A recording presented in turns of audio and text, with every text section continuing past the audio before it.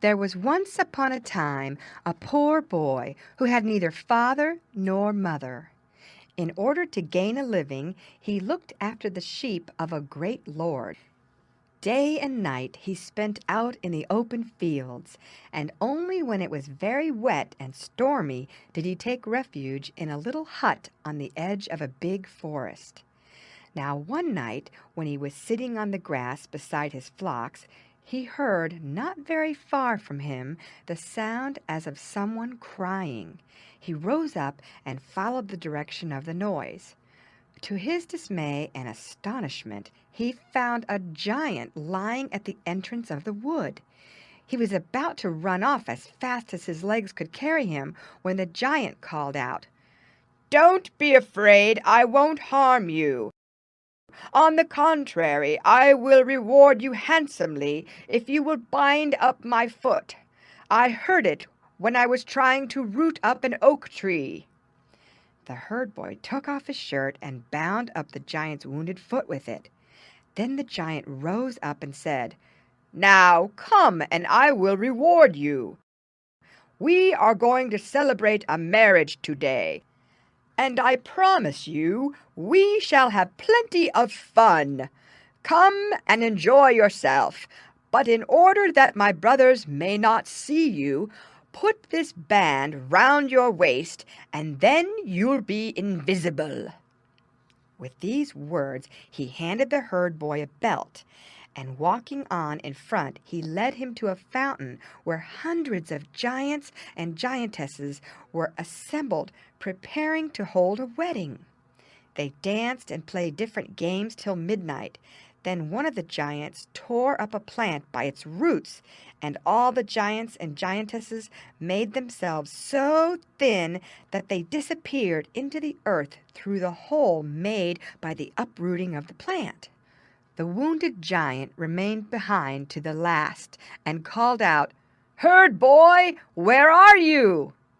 "Here I am, close to you," was the reply. "Touch me," said the giant, "so that you too may come with us underground." The herd boy did as he was told, and before he could have believed it possible, he found himself in a big hall, where even the walls were made of pure gold.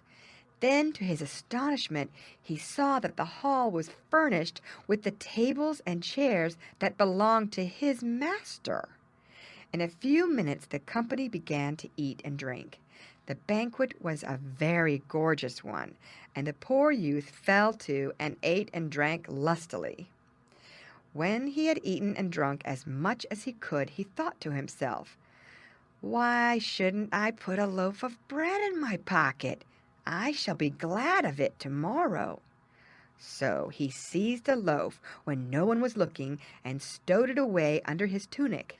No sooner had he done so than the wounded giant limped up to him and whispered softly, "Herd boy, where are you?" "Here I am," replied the youth. "Then hold on to me," said the giant, "so that I may lead you up above again." So the herd boy held on to the giant, and in a few moments he found himself on the earth once more, but the giant had vanished. The herd boy returned to his sheep and took off the invisible belt which he hid carefully in his bag. The next morning the lad felt hungry and thought he would cut off a piece of the loaf he had carried away from the giant's wedding feast and eat it. But although he tried with all his might, he couldn't cut off the smallest piece. Then, in despair, he bit the loaf, and what was his astonishment when a piece of gold fell out of his mouth and rolled at his feet. He bit the bread a second and third time, and each time a piece of gold fell out of his mouth, but the bread remained untouched. The herd boy was very much delighted over his stroke of good fortune, and hiding the magic loaf in his bag, he hurried off to the nearest village to buy himself something to eat, and then returned to his sheep. Now the lord whose sheep the herd boy looked after had a very lovely daughter, who always smiled and nodded to the youth when she walked with her father in his fields. For a long time the herd boy had made up his mind to prepare a surprise for this beautiful creature on her birthday. So when the day approached, he put on his invisible belt, took a sack of gold pieces with him, and slipping into her room in the middle of the night, he placed the bag of gold beside her bed and returned to his sheep. The girl's joy was great, and so was her parents' next day when they found the sack full of gold pieces. The herd boy was so pleased to think what pleasure he had given that the next night he placed another bag of gold beside the girl's bed. And this he continued to do for 7 nights. And the girl and her parents made up their minds that it must be a good fairy who brought the gold every night. But one night they determined to watch and see from their hiding place who the bringer of the sack of gold really was. On the 8th night a fearful storm of wind and rain came on while the herd boy was on his way to bring the beautiful girl another bag of gold. Then for the first time he noticed, just as he reached his master's house, that he had forgotten the belt which made him invisible.